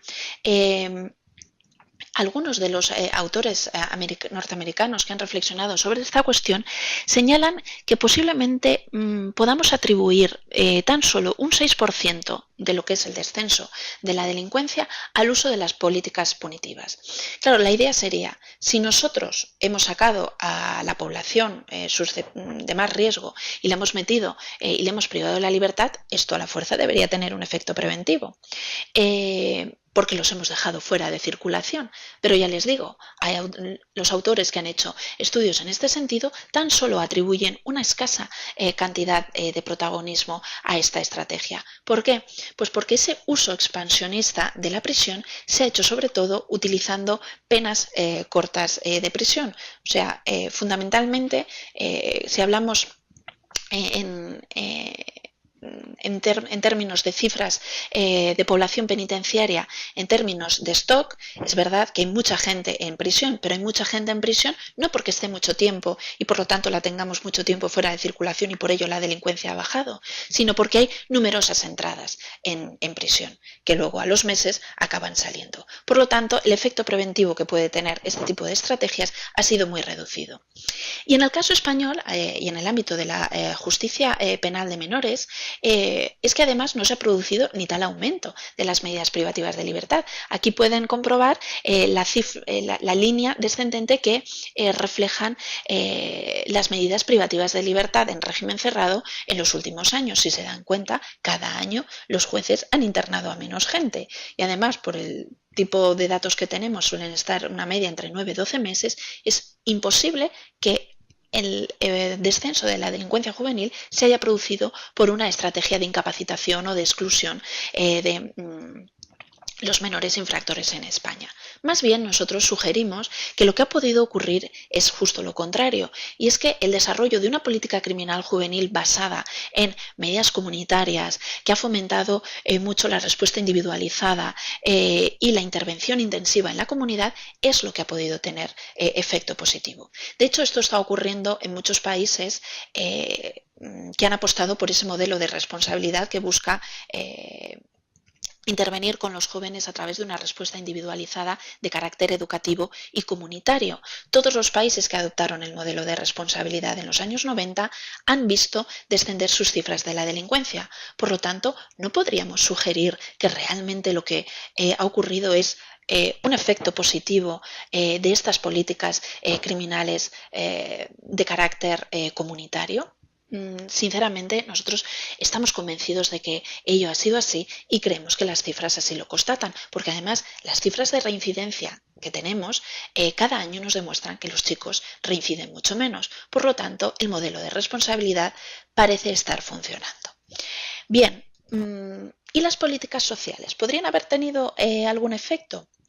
Durante mucho tiempo yo personalmente he sostenido la idea de que el hecho de que en España las políticas, el estado de bienestar empezara a consolidarse a finales de los 90 y precisamente a finales de los 90 hemos visto experimentar ese descenso de la delincuencia, podía ser un buen argumento para pensar que contar con un estado de bienestar sólido es una buena estrategia para prevenir la delincuencia. Sin embargo, la crisis económica que hemos sufrido en los últimos años en España nos pone en duda, ¿no? Nos hace cuestionarnos de hasta qué punto, o sea, si precisamente hemos visto que el desarrollo del estado de bienestar ha conseguido un descenso de las cifras, ¿por qué en plena crisis económica las cifras de la delincuencia siguen bajando? Esto es algo que nos siguen sorprendiendo. Sin embargo, utilizando datos de estudios de autoinforme que tenemos y que nos permiten hacer una secuencia desde lo que ocurría en el año 1992, aquí cuando se administró el instrumento por primera vez respecto al pase que se hizo en el año 2004 y al que se hizo en plena crisis económica, descubrimos que mientras que efectivamente con los datos autoinformados la delincuencia juvenil también desciende en los últimos años, los chicos que proceden de familias que tienen menos recursos, en este caso menos recursos significa padres que están en el paro y que no tienen ningún recurso económico, hemos visto cómo precisamente estos chicos en los últimos años han delinquido más. Por lo tanto, de nuevo tendríamos una lección. Las políticas públicas son importantes, las políticas criminales juveniles que inciden en el castigo educativo son importantes, pero también lo son las políticas sociales. El desarrollo de un estado de bienestar ha servido para que en España el tema de la delincuencia juvenil se haya ido estabilizando y haya ido descendiendo. Sin embargo, gracias a estos datos podemos constatar también cómo los recortes sociales pueden tener efectos que, aunque no inmediatos y no se reflejen inmediatamente en las tasas delictivas, en los estudios autoinformados ya podemos verlos como tiene un pequeño efecto. No da igual provenir y estar sin ningún tipo de recurso ni de apoyo social, porque ello va a tener un efecto directo en la conducta delictiva de los chicos. Por lo tanto, los datos nos sugerirían una nueva lección, un nuevo dato a aprender. En conclusión, y con ello me gustaría acabar, realmente, es difícil sintetizar en tan poco tiempo ideas tan complejas, hipótesis tan sofisticadas, que es tan difícil testar. Pero quería aprovechar la oportunidad simplemente para presentar brevemente, como decía antes, los resultados de esta investigación, presentarles un tema de investigación que en el ámbito criminológico ha despertado muchísimo interés y yo creo que con razón. Con razón, primero, porque es nuestra obligación descubrir qué es lo que está pasando y porque desde el punto de vista de la investigación científica supone un reto intelectual muy interesante el intentar descubrir qué es lo que se ha podido hacer bien, qué es lo que deberíamos aprender de ese descenso de la delincuencia. En resumidas cuentas, he intentado machacar mucho las lecciones y las ideas que hemos ido aprendiendo con los datos obtenidos. Tendríamos una primera idea, ¿no? Que es, sea lo que se ha hecho bien, ha afectado sobre todo a los chicos jóvenes. Es decir, hay que focalizar mucho qué es lo que se ha hecho con esos chicos jóvenes. Y estamos convencidos que hay algo en la nueva manera, en la nueva sociedad que ha desarrollado el siglo XXI que ha sido positiva para los chicos jóvenes, ¿no? Y pensamos que ese proceso de civilización progresiva que vive la humanidad, ese proceso de ir abandonando determinados estereotipos, determinadas maneras, por ejemplo, de vivir la masculinidad, han sido positivas para los chicos, al menos desde luego si lo pensamos en términos de delincuencia. Pensamos también que hay un efecto directo de las políticas públicas que se han llevado a cabo en España y consideramos que la inversión que se hizo a finales de los 80 y muy especialmente durante los 90 para consolidar el estado de bienestar, fundamentalmente el grueso de medidas que se hizo para apoyar a las familias, ha tenido un efecto directo, y lo hemos visto en la bajada de la delincuencia. Y tenemos una pequeña advertencia, esa información que nos dan los datos autoinformados, que permiten advertir de los riesgos de reducir esas ayudas sociales, porque tal y como hemos visto que ha sucedido con la crisis, aquellos sectores de la población que han estado más afectados, que se han quedado sin ningún tipo de recursos, han tenido un reflejo inmediato en un aumento de la delincuencia. Por lo tanto, es importante las políticas sociales que se lleven a cabo, pero también las políticas criminales, y creemos que el modelo de responsabilidad se muestra como una buena estrategia para luchar frente a la delincuencia juvenil, y que una justicia de menores individualizada que busque un castigo educativo en el ámbito comunitario es una buena estrategia para luchar frente a la delincuencia. Y fundamentalmente, y por último, creemos que el estudio de la oportunidad delictiva, todo lo que tiene que ver con la reducción de oportunidad delictiva a través de la prevención situacional, debe ser estudiado. De hecho, y ya con esta última idea finalizo, hay algunos autores que sugieren hasta qué punto gran parte del descenso de la delincuencia no puede ser realmente un desplazamiento que se ha llevado a cabo o que se ha trasladado a Internet, en donde existe ahora mismo mucha mayor oportunidad delictiva, porque nuestras estrategias de prevención situacional en Internet son muy complicadas. Por lo tanto, dejo ese dato para el debate, y con esto finalizo agradeciendo muchísimo su atención y quedando a disposición, bueno, pues de las preguntas que quieran realizar. Muchas gracias.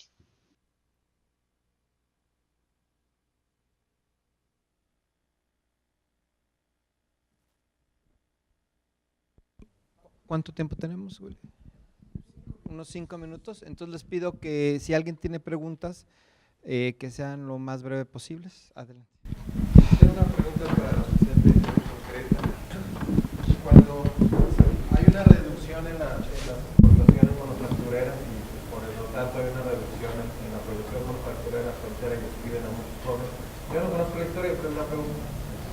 Pues la reducción de exportaciones se da por un lado por la caída de la demanda en Estados Unidos y por el otro lado la migración hacia China.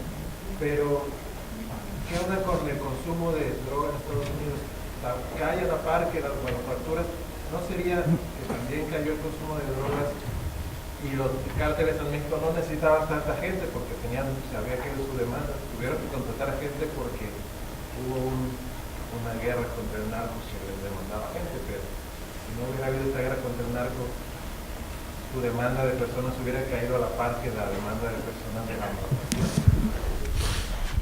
Nosotros asumimos que, digamos que el incremento extraordinario de la violencia en lugares como Juárez supuso que había una mano de obra disponible que hacía que no se agotara la pira, digamos, la leña que se estaba incendiando, que se estaba quemando, los jóvenes que iban al matadero.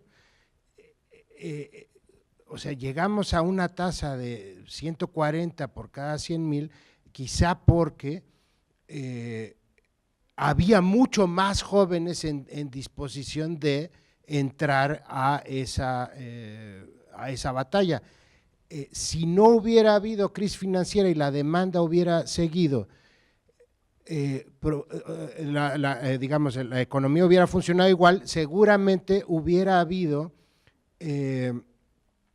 bueno, desde luego habría habido una menor disposición de jóvenes y hubiera habido menos violencia. Eso es lo que nosotros suponemos.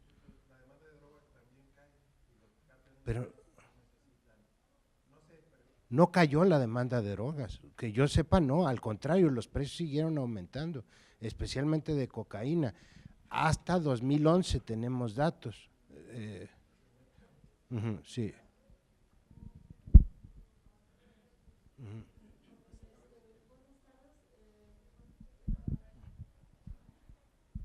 Buenas tardes, doctor. Me parece muy interesante lo que nos expuso.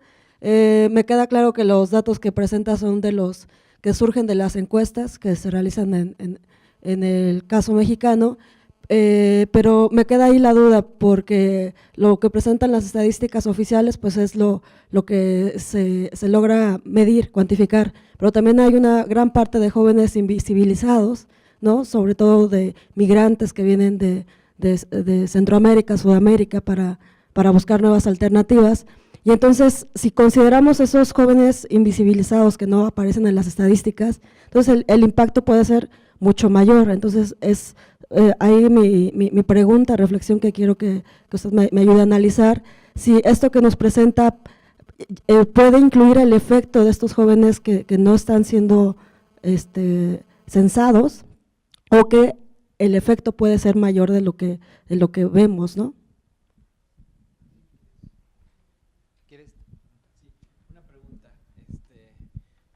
Una pregunta que creo que es global para ambas presentaciones.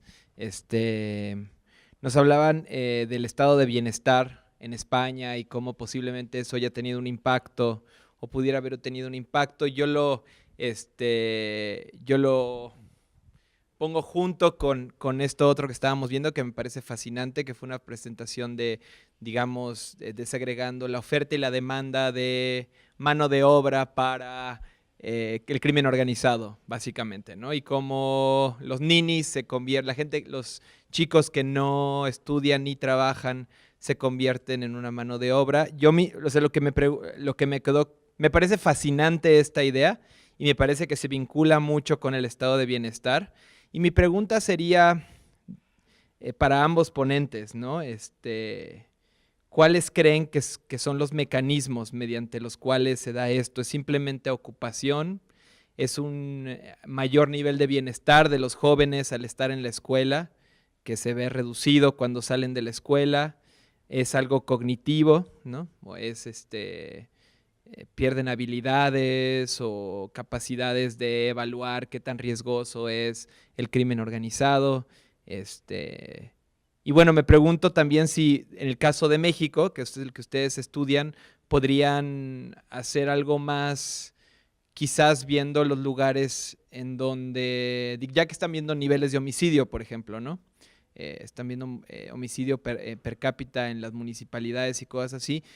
Sé que el Estado mexicano ha pasado políticas que se me ocurrió como de escuela extendida para niños, no sé hasta qué punto esto se haya aplicado, adolescentes, etcétera, y ver si esas políticas de escuela extendida han tenido un impacto, almuerzos escolares, cosas así, pueden haber tenido algún impacto, y viceversa, en los lugares en donde se han acabado esas políticas de escuela extendida, podrían haber tenido un impacto en el número de homicidios, que es lo que puedes detectar, ¿no? Finalmente. En el en CIDE, por ejemplo, ahorita, también a lo mejor a ustedes les puede servir. Tenemos unos nuevos datos, una base de datos del PPD, que desagrega, que es básicamente el muertómetro de presidencia, pero descubierto, ¿no? Que hemos, digamos, hecho una validación, está públicamente disponible y ahí tienes más, porque los datos que están usando ustedes son homicidios, pero ahí viene todo, ¿no? Cualquier tipo de homicidios.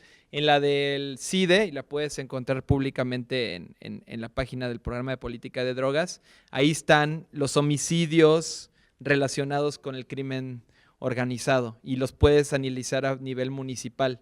Y a lo mejor eso puede ser una extensión para que ustedes puedan tener un poquito más, algo más sensible, ¿no? A sus variables independientes. Nada. Okay, una más y ya no. Perdón. Bueno, esta es una pregunta básicamente para Cintia, en términos de la identificación de la población que estás teniendo, ¿no? Y analizando la población como ninis, y dentro de una parte de la presentación tú nos hablas que hay una diferencia de hombres y mujeres, donde realmente los ninis son más las mujeres, ¿no? Y no sé si habría un problema también de identificación de esa población, porque las mujeres son consideradas también cuidadoras dentro de la casa. Entonces creo que hay que matizar un poquito esto para llegar a tener como conclusiones un poco robustas, porque cuando nos le preguntan a la mujer, bueno, tú eres cuidadora, pero no estudias y no trabajas, pero haces parte también del trabajo dentro del hogar. Entonces, para matizar un poquito esto. Gracias. Dejamos que Cintia conteste, después Esther Fernández y al último Vicente. Bueno, es bien corta la respuesta. Sí, sí hay forma de saber si están cuidando, es más, hay forma y también se controla, porque sí cambia mucho, por ejemplo, el estar expuesto a las armas también, las mujeres no están tan expuestas como los hombres. Entonces también eso al hacer la probabilidad, pues sí te lo controla. También si tiene alguna discapacidad, ¿verdad? O sea, es nini, pero realmente no, o sea, tiene otra condición, ¿verdad?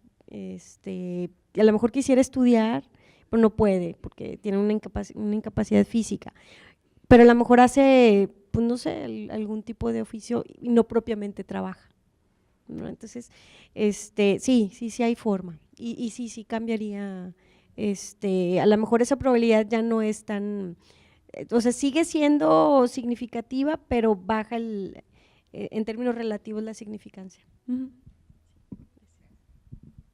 Esther, adelante.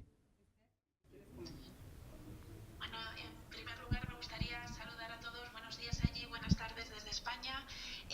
Me gustaría también aprovechar, ya que tengo el turno de palabra, pues para agradecer la invitación a la Universidad de Guadalajara y en concreto al profesor Cortez y a nuestra querida amiga y colega Aurea Grijalva. Por la invitación, porque bueno, aunque es un poco sui generis esta manera de intervenir, la verdad es que me parece muy interesante tener la oportunidad de poder escuchar estos análisis tan interesantes sobre los ninis, que es un tema sobre el que en España también se ha trabajado mucho, se ha discutido mucho, especialmente desde el ámbito de la sociología. Cuando empezó la crisis se habló mucho del crecimiento de este colectivo y bueno, es cierto que en los últimos años ha desaparecido un poco del escenario de la opinión pública y no se ha abundado mucho más en la investigación. Respecto a la pregunta que hacían, a ver, nosotros estamos convencidos, sí que es cierto que a ver, yo creo que la sociedad mexicana y la sociedad española en algunos puntos y especialmente en ese contexto de violencia, pues claro, hay unos matices diferentes e importantes, ¿no? Y yo no creo que solo sea una cuestión, lo que lo diferencie sea el estado de bienestar. Ojalá un estado de bienestar pudiera proteger de tantas cosas, ¿no? Pero lo que sí estamos convencidos es que las políticas que se llevaron a cabo fundamentalmente en los 90 fueron políticas que fueron para apoyar a las familias en general.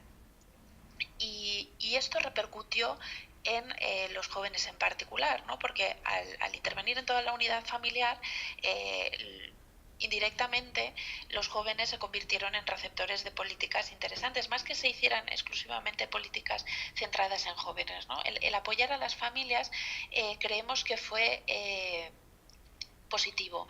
Y si relacionamos esto un poco con la información que tenemos sobre los factores precursores de la delincuencia y que inician las carreras delictivas, pues bueno, ya esto es algo que ya se estableció, ¿no?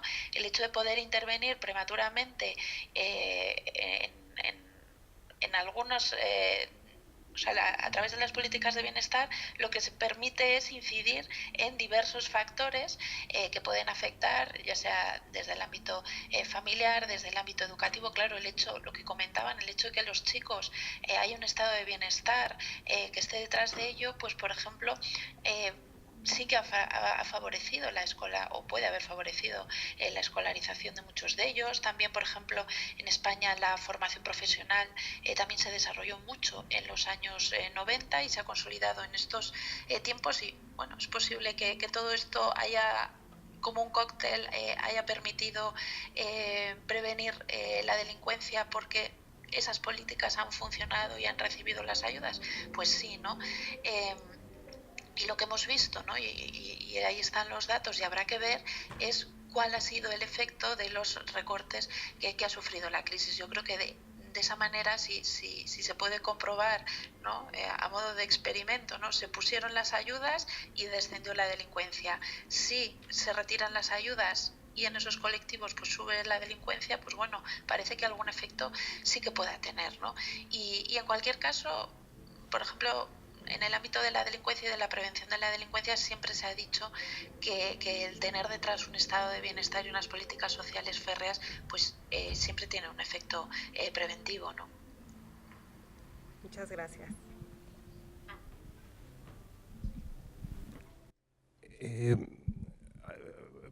Empezando por ahí, y este tema del estado de bienestar, pues yo creo que es, digamos, a mí me resulta muy evidente que todo este periodo de violencia que ha vivido México en los últimos 10 años, pues es en cierta forma una colección patética de historias sobre la ausencia del Estado, ¿no? O sea, el Estado podría tener la capacidad policíaca para lidiar con la criminalidad de mejor forma, podría tener los incentivos en materia educativa que impidieran que los chavos se salieran o que se murieran de aburrimiento porque no aprendieron lo que tenían que aprender antes, o los programas de empleo. Los jueces podrían adoptar sentencias de estas más conciliadoras y vincularlas a terapias cognitivo-conductuales. Las calles estarían más alumbradas y habría menos oportunidades para el crimen.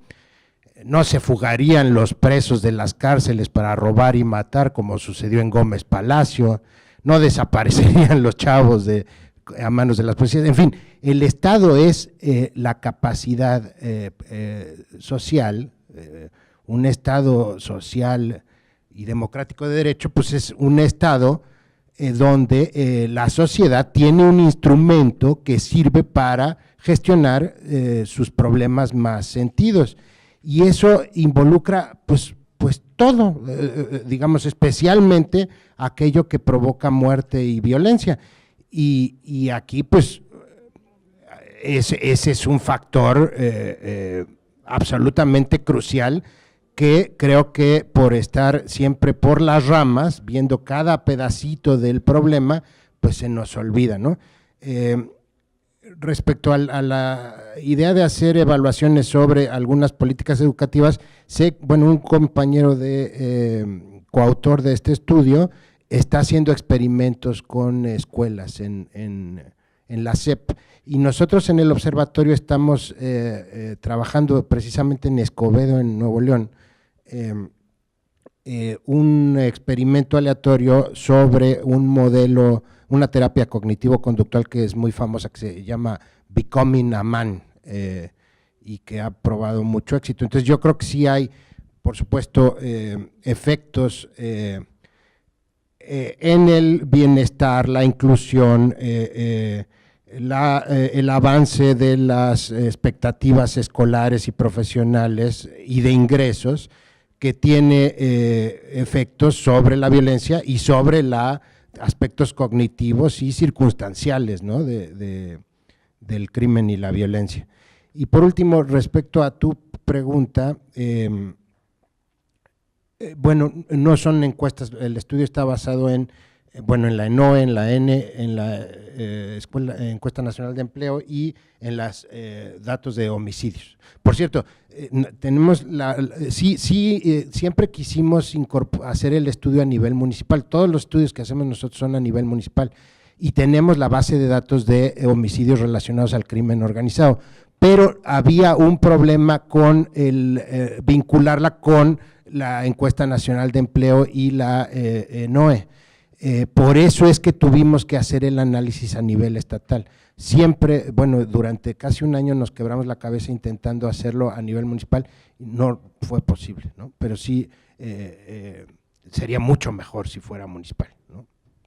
Entonces, son estas estadísticas oficiales, y la tasa de homicidios, pues son de las estadísticas más confiables que puede haber. Entonces no creo que haya mucha invisibilidad. La puede haber durante un tiempo cuando desaparece alguien, o cuando estas cosas que los pozolean y así, pero al final pues no son tantos y está la base de datos de desaparecidos también, ¿no? Entonces creo que en materia de homicidios podemos pues actuar con datos más o menos confiables. Los más confiables que hay. Ah, bueno. Bueno. Muchísimas gracias. Entonces quiero darle un reconocimiento a Cintia Camal Olvera. Muchas gracias. Gracias, Cintia. Gracias. Muchas gracias. A Vicente Vargas. Muchas gracias, Chente. Y a Esther Fernández, te lo mandamos desde México. Muchas gracias.